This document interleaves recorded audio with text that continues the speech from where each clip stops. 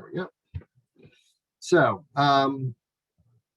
let me see. I'm going to call this meeting to order. This is the July City of Charlottesville Housing Advisory Committee regular monthly meeting. I will note by 1, 2, 3, 4, 5, 6, 7, 8, 9, 10. There are at least 10 voting members present, which means we have a quorum unless somebody objects to my arithmetic. I'm going to declare a quorum. Hearing no objection, we have a quorum. Welcome, everyone. We have both some guest stars this month and new membership. So before we really get fully underway, I think a full round of introductions is in order, and we'll go around to the sort of regular players here, and then we can turn our attention to the new faces, if that makes sense to everybody. And I'll start. My name is Phil Duranzio. I am the banker rep to the council's banker rep to the HAC, and in my day job, I am the president and CEO of Pilot Mortgage. Lyle.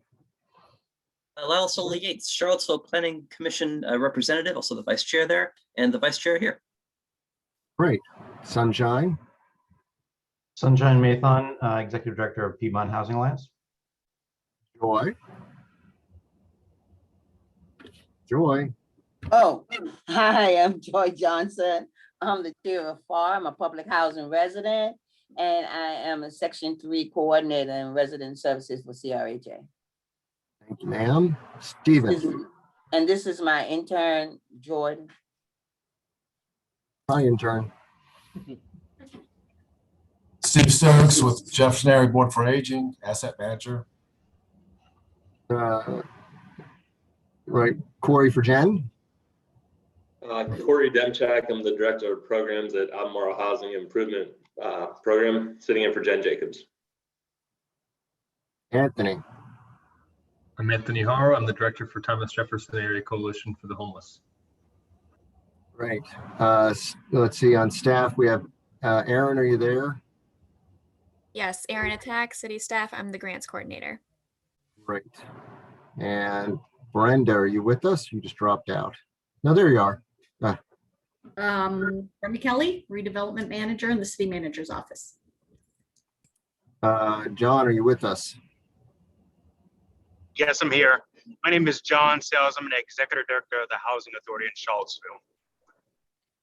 Councilman Payne, are you with us? I am Michael Payne, one of the Charlottesville City Councilors. And Stacy, are you there? I am here. I'm Stacy Pethy. I'm the Housing Policy Manager for Albemarle County. Welcome back. So we've got two new members of the HAC reporting for duty. First, one, Diego Wade. Phil. Oh, there you are. Sorry. You just totally bypassed me. I hope it's nothing intentional. My name is S. Lisa Herndon. I am the real estate representative. I'm sitting on the board. My full-time job is a real estate agent. I'm representing the Charlottesville Area Association of Realtors. Thank you, Phil.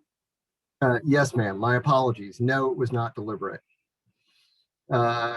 Again, back to where we were. We've got two new members. Juan Diego Wade, who is known to many of us, was actually appointed a little earlier in the year, but has been battling scheduling demons. But welcome, sir. Thank you. Juan Diego Wade with the City of Charlottesville School Board. Good to have you with us. And then the new developer appointee of council, Gary Palmer, and this is his introduction to the group. So, Gary, welcome. How you doing? Good to be here. How much do you want to know, Phil? Just brief. I'm the developer, been here 15 years. Hope to be a resident here in Charlottesville for the next 15, 20 years. So look forward to being on board. Great, thanks. And then also joining us, we have our almost freshly minted city manager, deputy city manager, Ashley Marshall. And our absolutely freshly minted Deputy City Manager Sam Sanders. Welcome. And Sam will actually have oversight of NDS and the HACS doings as well. So I welcome both of you here. We have minutes from the last meeting that were distributed. If someone wants to, if you want to cast your eyes over that, that would be helpful.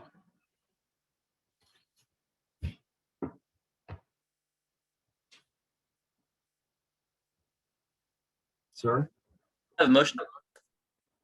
Move away. Move to approve the minutes. I second. Motion and a second. Is there any discussion? Great. All in favor? Aye. All right. I abstain because I was not at the meeting. Okey doke. Let's see, further on housekeeping, hearkening back to our antepenultimate meeting where we discussed at the city treasurer's request, a update to the design of the tax abatement program, the rehabilitation tax abatement program that his office in part administers. The policy subcommittee was tasked at taking a deeper dive at that. Ridge, who is not here today, but did let me know that he wants to try to set a meeting for the 11th, Wednesday the 11th, to take the second round at that. So if you all could note your calendars, we'll make that official as soon as that's practical to make official. We may also take up other business that may fall before the subcommittee that, and since he is the chair of that committee and the co-chair, Dan Rosenzweig, are not present, I'm sure they will volunteer for all sorts of tasks that we can assign to them today. So that's that. Joining us today for the sort of main topic of discussion is to talk about how to plan to implement the affordable housing plan, I guess is where we are at this point. Are our deputy city managers, Ashley Marshall and Sam Sanders. As this discussion proceeds, for members of the public, we will pause at various points for public comment as we go. Just sort of raise your hand, and I believe Aaron and I can both recognize in turn, and we'll try to make this as inclusive as we can. But the impetus for this topic is, well, now that we have an agreed upon in principle affordable housing plan, now what do we do? How do we approach this? And where do we start? And how do we organize getting it started and implementation? And how do we start looking at it? And that's sort of the purpose of this meeting, which I think will be fairly high level and fly over it, but we'd like to sort of discuss how we can contribute to that implementation and our thoughts on it, and how we can organize this, particularly as we all know, all of us, including city staff, more than have their hands full with all of the tasks around this moment. And there isn't a whole lot of spare bandwidth. And with that, I'd like to sort of hand off for a few minutes to Sam Sanders if he has any sort of initial thoughts. And then to Ashley, perhaps, and then we can circle back. Sure. So first, let me just say thank you for the opportunity to speak with you all today. And so far, I'm beginning to build relationships with a few of you because you've been in a couple of meetings with me already, and look forward to setting some time to get in touch with each of you and learn a little bit more about your various perspectives here in the city. As we kind of prepared for this conversation, and because I'm in absorption mode, just learning everything that I possibly can, being the sponge that I'll be probably for the next few months, looking at where we stand with the affordable housing plan and implementation of it, just wanted to give you a couple of highlights. One kind of related, but a little bit different, is our number one priority that I was given the day I walked in, and honestly, I'll tell you, maybe 45 days before I arrived, number one priority was filling the NDS position. That's been what has consumed some of that time last week being the first week. Happy to report that we have completed that process of having selected a candidate, and an offer will be made as soon as I get off this call with you today. So we hopefully will have that accepted shortly, and then have some timeline for when our new director will arrive in the city and begin doing the big work of reimagining NDS, which is what we are calling it. That just thought I'd share. I felt like you all would be interested in that, just to know that that process has moved very quickly. We do have the housing coordinator position that is vacant. I need to immediately start working on how we're going to handle prioritizing that and getting that staff allocation made and getting that filled. So that'll be where some of my attention will move to very shortly. And then in addition to that, you all may have heard, if you saw City Council meeting on Monday, that we are in the process of executing an agreement with HRNA to do a study of our affordable housing effort to date. I think that is really important. I think the timing of doing that is very critical to where we are with having our affordable housing plan and needing to look at how do we implement. It'd been nice if we had done this some time ago, I must admit, that if we had done that a while back and really knew where we stood, it would make kind of prioritizing this implementation a little bit better, more informed. So I'm excited about being able to get the information. I recognize that we're all anxious about moving forward and getting some traction. But I guess the key thing we have to point out is, as it relates to the affordable housing plan, we don't have the money yet. So there's that $10 million allocation that we are all excited about being able to say that we're going to receive it every year. It has not yet been realized. So it's going to take that happening before the real implementation can begin. And critical to the effort of the housing office in leading this work is getting the share of that 10 million that will then help add capacity so that we can lead the implementation. So just pointing out the facts is where we are, just helping you all see that I have looked broadly at where we are and what we need to do. But we'll push those conversations as best as we can to see how we can help City Council and the City Manager do the work of identifying when those funds will become available, when we will be able to have access to said funds, and then how do we go forward with getting our capacity in place so that we can implement. I thought if you all had not seen the HRNA agreement or had not heard any details about it, I would just give you some quick highlights as to what it is that we're asking them to do so that you can appreciate the analysis that we're going to do for past work, and that will help inform how we go forward with the implementation. I thought it just seemed like it would make sense since we're looking back, if I would just share with you what that look back entails. So it is it's $165,000 contract. They have 2 significant tasks for us. They're broken down into a 3 to 4 month period for task 1 and a 3 to 5 month period for task 2, but it's probably going to be a lot longer than that once they start digging into getting the details and even making all the nuts and bolts connect. Task 1 is looking at our past allocation summary, looking at our past production summary as well. So, or less building that for us building that with us. How many units were constructed, how many units were preserved, and how many units have been maintained. Coming up with some procedure recommendations. So our NOFA process, reviewing that with us and giving some feedback on how we do it today, how should that change, and how could we make sure that we're really utilizing best practices. A total RFP process. What is exactly the way we do it? Is there a better way to do it? Is there more steps in the process? I can share with you that I appreciate already just in some of performance issues and relating to some of the grants that we've made. We probably could do a better job communicating on the front end so that we then could meet expectations on the back end.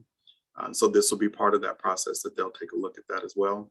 And naturally, we're looking for any tools that they can bring to our conversation and any best practices that they can highlight for us.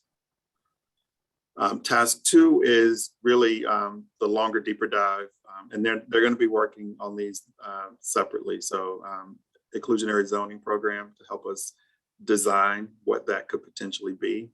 It may not necessarily be the Charlottesville inclusionary zoning program that they're going to give us. They're going to give us examples, give us ideas, and then we're going to have to make some of those harder decisions ourselves in consultation with Planning Commission and Council. But ultimately looking at what various incentives need to be made available, what incentives have we tried that may not have worked, what new incentives we can bring to our mix, but basically building our toolbox. They'll also be looking at policy development. So we're going to be looking at what are some additional things that can be done that City Council can enact that will help promote the tenets of what the Affordable Housing Plan is seeking to achieve. And then, of course, making a variety of recommendations to us on what things we need to be looking at. Ideally, we'll hear from them, I suspect, a number of different things that we may or may not take just based on their recommendation. And then the last part of that task 2 is policy finalization and implementation. So they're going to work with us as we work through the decisions that we've made about what policies they'll continue to advise, so that as we're crafting those various documents, then we have their technical advice to help us ensure that we're not missing anything and helping to identify any gaps or loopholes that might exist in how we intend to implement.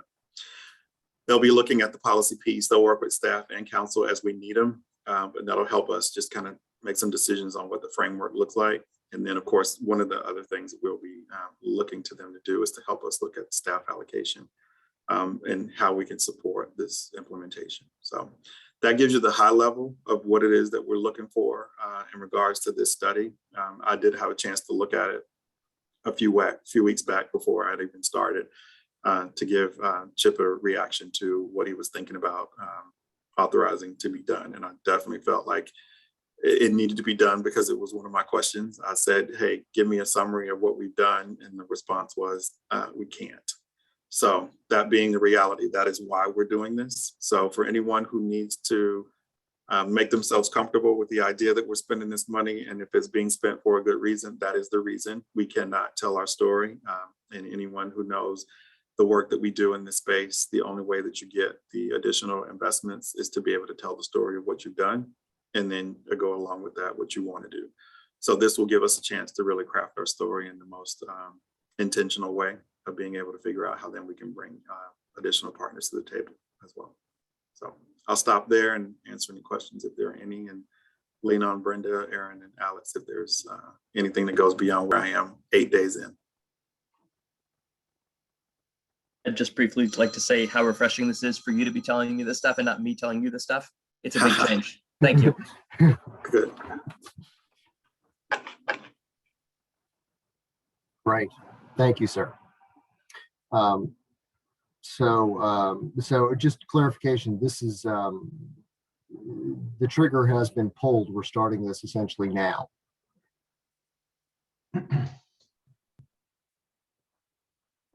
Yes, sir. It has been presented. We will actually execute next month after the council has approved. Great, thank you. Sunshine, sir.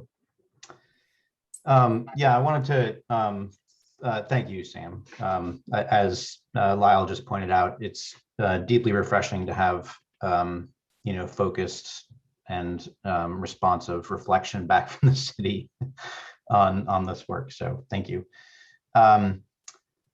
I wanted to touch base a bit on the current draft of the Charlotte, or it's approved, so the final draft of the Charlottesville Affordable Housing Plan, and specifically recognizing that there's a long list of recommendations in there, some of which are directly connected to the work you just laid out.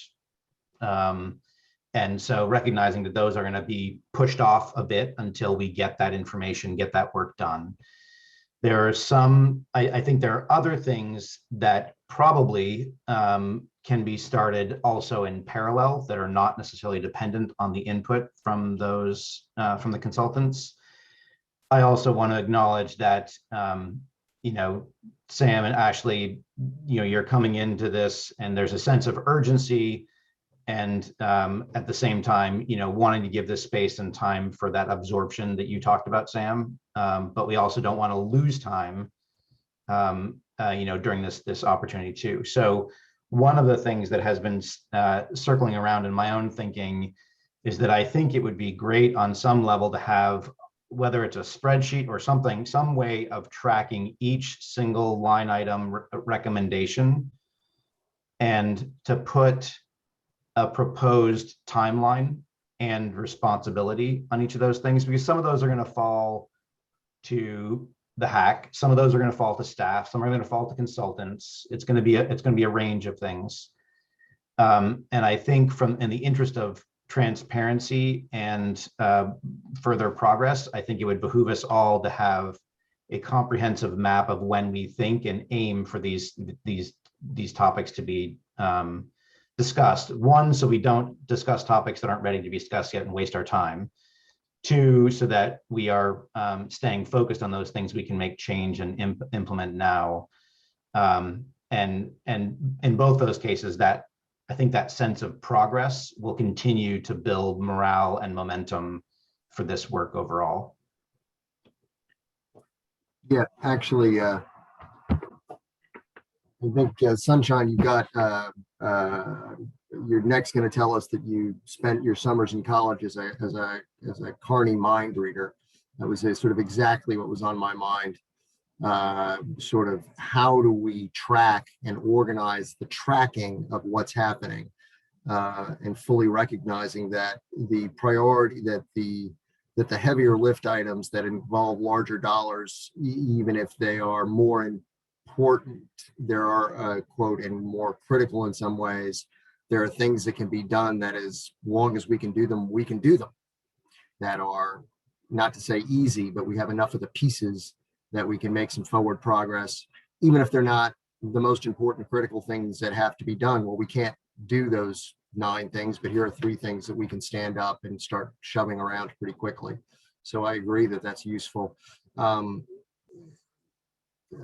thank you for framing it that way. Yeah. Does that mean Yeah, you're I'll just say volunteering to that break out your Excel sheet? Yes, sir.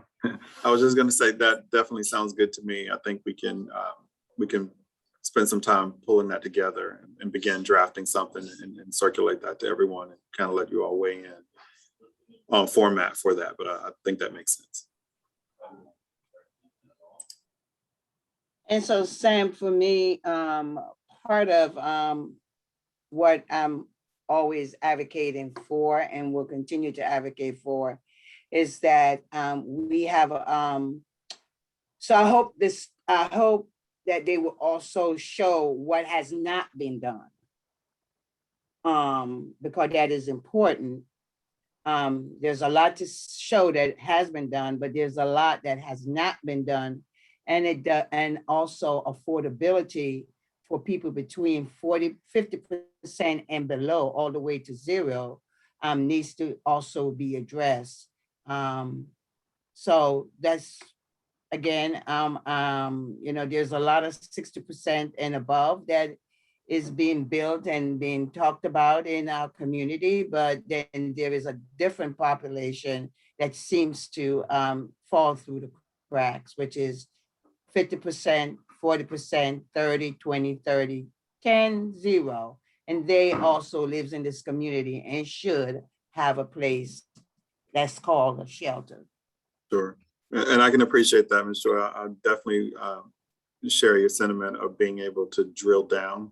I think if we're going to spend this money on a consultant to take a look at our history here, then they should be able to break it all the way down for us and show us what we contracted for, what we received, and most definitely what did we not receive. And then, of course, then that gives us something else that we need to focus on how do we even resolve some of those gaps that may exist in what we thought we were going to get versus what we actually got. And then it'll inform how we go forward.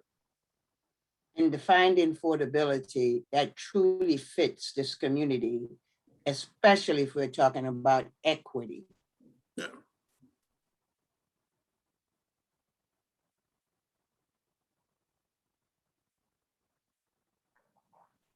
Right. So, Sunshine having framed it and Sam having jumped in on it, what do we think that looks like? This timeline list. how do we break this apart? Is it worth it to look at the current implementation snapshot, which I reviewed this morning, and I'll say that, you know, there's that old saying that the first casualty of battle is the plan. In terms of the order of implementation on the snapshot, is it worth taking a look at that? Is it, are we not ready to even start talking about that? It seems to me that with the consultants about to take their deeper dive, are we not even ready to have this parts of this conversation? I guess what I'm thinking that we could potentially do, and I don't know if the team that will be working with me, I don't know. Anyway, they'll be ready to start. You know, there he goes, giving us stuff to do. So here we go. Here's something for us to do. What if maybe a couple of you would volunteer to kind of be a little subcommittee with me and Brenda specifically, and I'll determine whether Alex, work with Alex and Aaron, determine what involvement they may have. Let's get together and then see if we can't come up with what this looks like just as a version from what exists, taking a look at the recommendations and just kind of putting it into a format where I'd have a couple of other sets of eyes to look at it with me.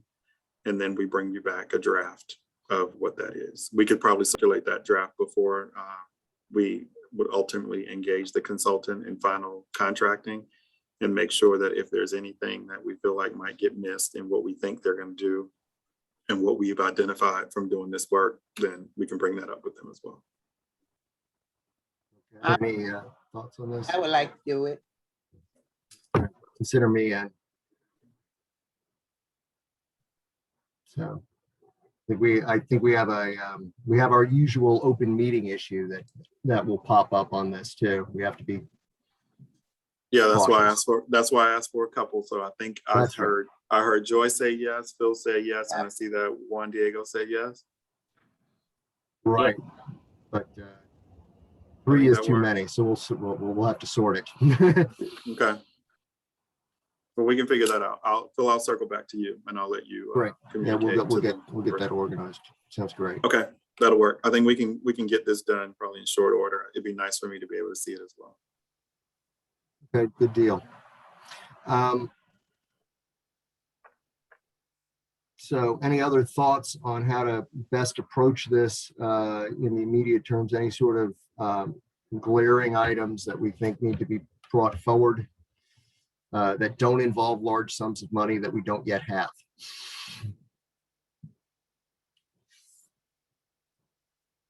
So, I mean, there are a couple of pieces of low-hanging fruit in this plan that we can actually implement, I think, ahead of where their suggestion was. Not that that would have been the wisest thing to do in a perfect world, but again, we have bits and pieces of it there. We might as well. Yes, sir. So, you know, I'm looking at the affordable housing plan on the side of the screen here, and you know, some of the things are directly related to you know, the scope of the consultants and, you know, the question of dollars, those sorts of things. But there are also other topics such as tenant rights that will require work in partnership with legal aid, in partnership with potentially other entities as well. And I just want to highlight that as you work on this sort of breakdown of all the the things that need to happen, that we don't lose those in the mix. That is the full list of all the recommendations from tenants' rights, land use, governance, funding, how, you know, et cetera. Just the full comprehensive nature of it. That's my only last comment there. Yeah, I would agree with that, because I'm thinking this ultimately would turn out to be a full work plan, and it may have sections. So we'd be able to segment, categorize the different areas of focus so that we don't lose anything. And Sunshine, you don't have to worry about those getting lost, because generally those areas will end up being my areas, and I'm a bit of a needler when it comes to that work. So please know that I have also reviewed this and noticed the heavy emphasis on racial equity and inclusive government, which would fall under my wheelhouse in collaboration with Sam and his team. So they are not forgotten. They are up front and center for me. Thank you, Yeah, Ashley. That's also she's already very- learned how to poke me. So just so you know, that's sincere what she just said. Right. Counselor?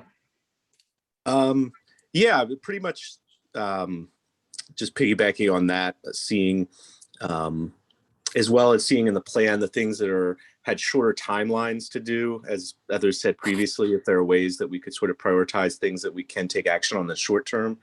And then the second thought I had is just trying to fully incorporate, because it's more time sensitive, a sense of our low income housing tax credit properties that have affordability periods ending. And we may not have, the money right away to fully handle that, but to get a sense of, what those hard deadlines are. So we're at least beginning a process of, is there any action plan to prevent the loss of affordable units in these low income housing tax credit properties? And I would also add on to that our mobile home community, which I think is also at risk of displacement and losing those units permanently. Great. Yes, sir. Yes, sir. Michael, I want to piggyback on that for a minute, because it's true that the local jurisdiction, as we go, the city itself, as we go through looking at those potential opportunities and risks, that, there's going to be limited funds at the local level. But I do want to highlight some very focused advocacy that's happening at the state level right now, that I think anyone who wants to weigh in would be welcome. And in particular, if the city wants to take a position in support as well, that would probably be welcome. And what that is that a number of organizations and advocacy groups are advocating that 10% at a minimum of the 4.3 billion ARPA allocation to the state be dedicated to surge funding for affordable housing preservation and development over the next 3 years. So that equates to 430 million, which is, that's an enormous bucket of funds. Right now, the governor has announced that portions of the 4.3 billion, he's already announced that some of his priorities, it has not included the housing portion yet, but DHCD has put forth their budget proposal, which includes actually 500 million out of the 4.3 billion for affordable housing preservation and development. So the governor's office and it would be welcome, I think, to put additional pressure and advocacy on the governor's office to follow through on that idea, because that may help close some of the gap that you're talking about, Michael, in the short term, in the next 3 years.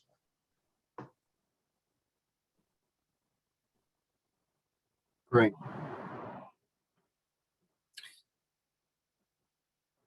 Yeah. So, and then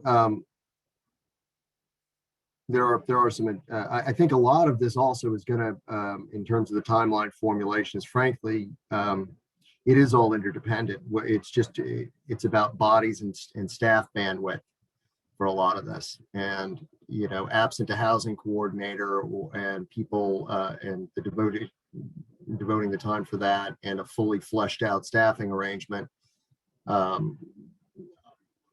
lot of this is going to be hard to get out of the blocks. And until we've got a sense of what we have in terms of personnel and when, we're sort of, we're sort of at this constipated point, I guess. Yeah, I'll say you're reading my mind on that one, because that ultimately is what I'm thinking, is that this will be the document that I then get to go and kind of prove my point when I make additional requests for resources to be allocated. I think this is absolutely what I've got to do in order to pull that off, regardless of when we get the full $10 million allocation that we get to then play with how we get to spend it. There's probably going to be a need to do something before then, staffing wise.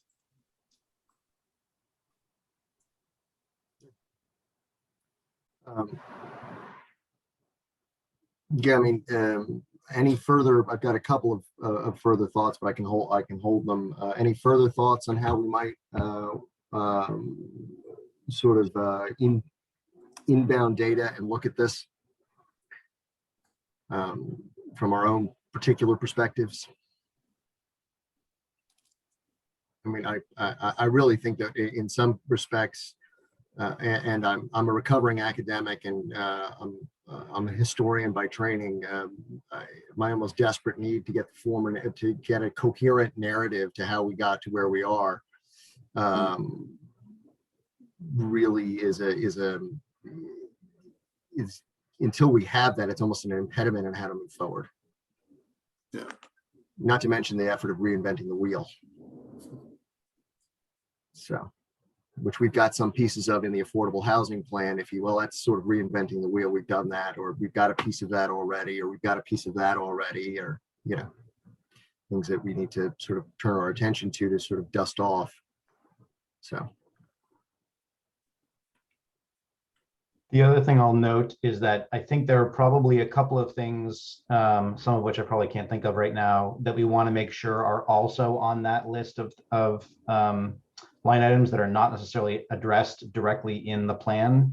And the one example that I can think of at the moment is the stalled landlord incentive program around accepting Section 8 vouchers. You know, and we've been stuck in limbo there because of lack of staff capacity. So that would be, and then connected to that, there is also one around a tenant education program. You know, anyway, there, I think a couple of other things we want to make sure we don't lose as we go through that list. In addition to what's Yeah. Yeah, and again, that's about moving the things up and down in terms of priority. I mean, one example is is the particular dead horse I drag out every other month, which is the land bank, which they have on a 3-year track, but we have it 98% done. You know, Sam and Brenda could sit down, clean up the last set of notes on that. Then spend a certain period of time stalking somebody in the city's attorney's office to get their attention for a little bit on that, and then get it back to council. Prior council approved the thing subject to X, Y, and Z changes. We've got X, Y, and Z changes made. Prior councils approved it. Hey, current council, done. Yeah. For example. Okay. Yeah, I mean, ultimately, I do think that's what the categorizing of all this will be helpful to do that, because what it does then is it allows us to attach, regardless of where the plan is, now that we're going to be focused on implementation, we may be editing the timeline for sure on a lot of these different items that we can assign long-term, long, mid, and short term, and then be able to start working them accordingly and making sure that even the long-term items are getting the attention that they're going to need to. So I'm excited about what I think this will do for where we are. And then I also like the idea of it will help us better talk about what we're doing on this particular item. That's Lisa, ma'am.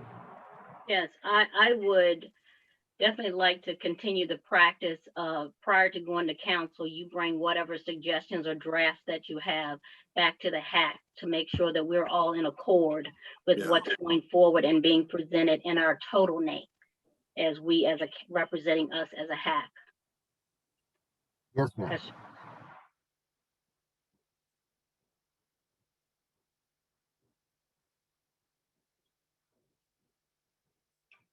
Welcome, Frank.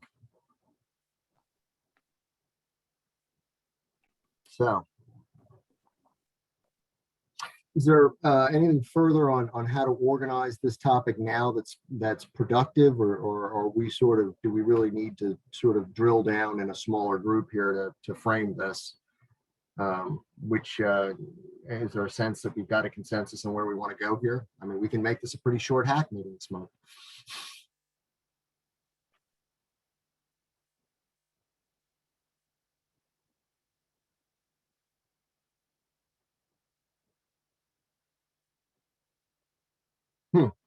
So I will, the one thing I would say, Sam, and I know that we will be having some meetings with you, is that right now CRHA is doing their, my chair is falling. CRHA is doing redevelopment right now on their properties. There are people in this community who feels like public housing is not a success, but we don't think so. And redoing our public housing, it's not just public housing. We're also making sure that there are affordable housing that is also built, like increasing what we have. We can only, as you know, being in the housing industry, we cannot build any more ACC units, but we can preserve the ACC units we have. However, building more affordable housing using tax credit and philanthropies is something that we are definitely would like to make absolutely sure that we're also looking at, because it can be done. We're doing it now. You know, we have South First Street that's being built on one of our occupied land. And then in phase 2 of our public housing, we have 12 women in the community who actually designed their community, how they would like to see their community, still working on what goes in there. And also, it was one other point I wanted to make and it went up my head, but anyway, want to make absolutely sure that that is also something that we're talking about, because it can be done, and that it's not just our ACC units that we're preserving. We're also, because it went from 58 units to 113, plus we're getting 63 brand new units. That's making more units available for people who can afford it and making sure that they're affordable for people. So just want to make sure that is also in the conversation. Mr. Sales is on here now, but the Housing Authority really needs some support in making sure that we can still provide affordable housing for a certain sector of our population. And Sunshine is doing the same thing over there, Sunshine. So, I mean, I'm just putting my plug in. Thank you, Ms. Joy. Sam and Ash and I have had many conversations already, so. Yeah, and I do just want to say I appreciate the comment, Ms. Joy. That is, I mean, I've been in this housing space for quite some time, and it's about opportunities for everyone. So I'm definitely looking at it that way and want to see how we prioritize making sure that those opportunities make it in each direction on that scale of income. Thank you. Great, thank you, ma'am. Just wanted just wanted to share, I just posted in the chat, a recent study on property tax reform in Charlottesville. Looks very, very promising. Very excited about that. Directly related to affordable housing. Perfect, thank you, sir. Great. Very excited, great. Finding it difficult to get very excited about tax reform. I applaud you, sir. Really to demonstrate excitement. Let me pull in the general public. Are there any comments here on our general push of this conversation? I think we've sort of covered the basics of what we're going to try to accomplish in the very near term with this plan, but folks who may have an interest in comments from the public.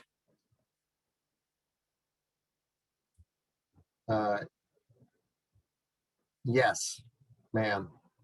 Ms. Dent. Hi, can you hear me? Yes, we can. Okay, great. My name is Adrienne. I live in the city, and I think you all are having great conversations. I love the way you're affirming each other and already one step ahead, seems like, in your thinking. Lyle, you mentioned a link in the chat, and it's not visible to the public audience. So I was wondering if you could share that more publicly. We can, God knows how. Do we have someone who knows about that on the call? I have put But it can always be shared within the minutes. That is public. That is on the city site where you go to the minutes and the agenda. You can include that within the minutes. Oh, I think Ashley fixed it in chat. Do you see that now? I see it. Thank you. Panelists and attendees. Yes. Great. Thank you. Terrific. Thank you. Ms. Carpenter. Thank you. I want to say that I appreciate being able to speak for a few minutes. And I don't know about you all, but I haven't been to a HAC meeting for a little while, but I see a new energy.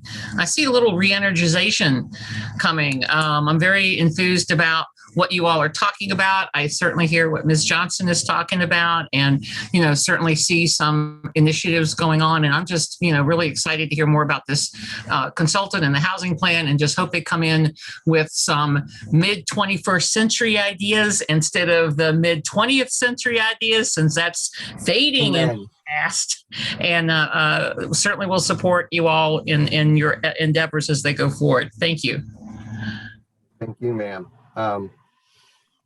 Yes, I think I can, speaking for myself, I'll say that, and I'm sure that many of us felt this way, that as 2020 wore on, it sort of ground everybody down a bit, regardless of on energy for everything.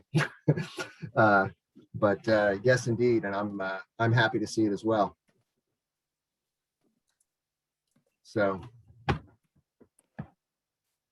anything else on the side of the public?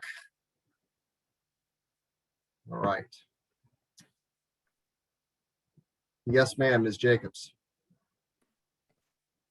Hi, this is Christine Jacobs. I'm the interim director over at the Thomas Jefferson Planning District Commission, and I just want to personally welcome Deputy Manager Sanders and Deputy Manager Marshall, and remind you guys that the Thomas Jefferson Planning District Commission sees housing as a regional issue, and we are looking forward to working with you all and the HAC on your new plan and initiatives moving forward. Thank you very much. I'll point out that the Affordable Housing Plan does make mention of regionalizing a lot of the activity here, but it also pushes back the dates on that to the latter half of the plan as opposed to the forward half. And that's, which I look at a little dubiously myself. I think that that's something that we should shove to the front as quickly as we possibly can.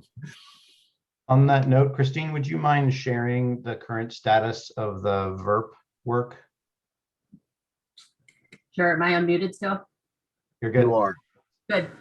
The PDC was awarded a $50,000 planning grant, the Virginia Eviction Reduction Pilot Planning Grant, and it's to help collect eviction data, analyze that data, and create a comprehensive work plan for how to better coordinate services related to eviction prevention. We have issued the RFPs. We have contracted, or are this week contracting with our 2 consultants.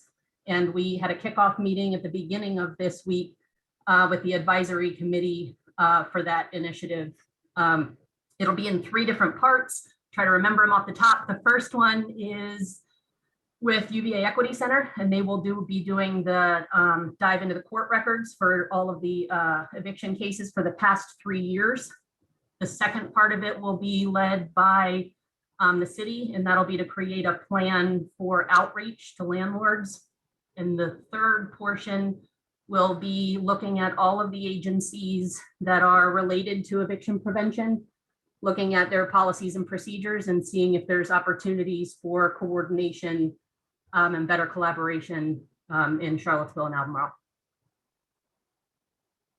Thanks, Christine. Just to build on that just for a moment, that $50,000 planning grant, we were awarded, and by we, it was just kind of a collective effort. We were awarded with the goal that we would then apply for a full implementation grant offered by Virginia Housing. That RFP will go out in October and November at the end of this year. So we're trying to position ourselves as a community, both the city, the county, and a wide range, a wide range of support organizations to develop this, to do the analysis and then develop a program that will be comprehensive and rooted across jurisdictional lines. And then Sunshine, just quick correction, it's DHCD, not Virginia Housing. And also the previous round, they had 1 previous round of implementation grants, and those awards were anywhere from 200,000 to just over $1 million. So it's a significant amount of funding for implementation and getting all of our agencies working together on this. Thank you. Thank you, ma'am. So I do want to mention before that Sunshine had the opportunity to present the sort of suggestions in Ray, the land use map and the affordability overlay to the Planning Commission for those of you who hung in to the end of that meeting. And I it was, I think it's safe to say that it was very well received in general. I'm hopeful there. That's of course another large piece of this land use map, the affordable housing plan. And I'm not sure what's next in that category. I don't know if Lyle can shed any light to the timeline, or if he's just as bemused as the rest of us as how we're going to get the next steps done. Amused. I know that the team met to discuss that timeline late last week, but I haven't heard back on that.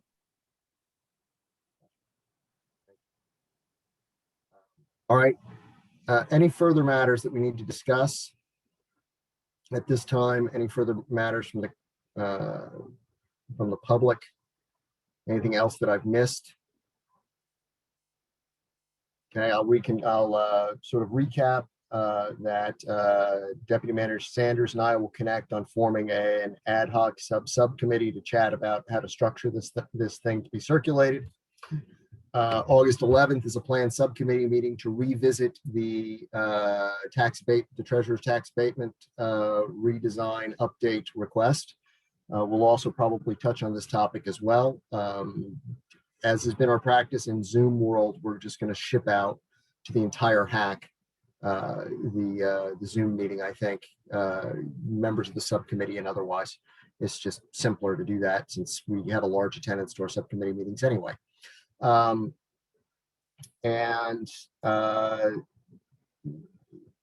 think that covers the waterfront. And have I forgotten anything?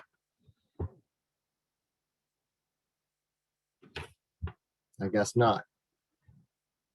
I guess, but before we go, Stacy, you've been busy. I have been. So on, what month is this? This is July. July 7th, the Board of Supervisors approved the new housing policy for the county. We are working on how we can start implementing the various activities that are in there. There are a few that have a delayed implementation until we come up with a developer incentive package for affordable housing. And we are currently working with developers to figure out what that might look like. So we're hoping that that will be on board soon. Part of what we are looking at is how much capacity we have in the county housing wise. We do have a housing office, but they manage the housing choice voucher program. So according to HUD regulations, they can't really help me out any. So that's one of the first things we're looking at. But that said, the housing office is working on looking at landlord incentives, a landlord orientation program for the voucher program, and an outreach program to attract more landlords to housing choice vouchers. We are looking at, like I said, the incentive program, and then really starting to collect the data that has not really been collected well over the years. So really figuring out that what's it's going to look like, how to post that on the website isn't in an easily digestible and accessible manner, so that there is a constant update of how things are progressing along. And that's where we are today. That's the best I can do. Thank you, ma'am. Okay. Any further business before this committee at this time? All right, move to adjourn. Oh, we have a motion. Motion to adjourn. We have a second to that motion. We have a third, apparently. Any discussion? All right. All in favor? Aye. Aye. Anybody opposed? Aye. Thank you very much. We're out of here in just under an hour. We'll connect very soon and Ray this subcommittee, and see you on the 11th. Bye. Thank you. Thank you all. Welcome, Gary. See you next time. I'll say something next time. Oh, I have no doubt.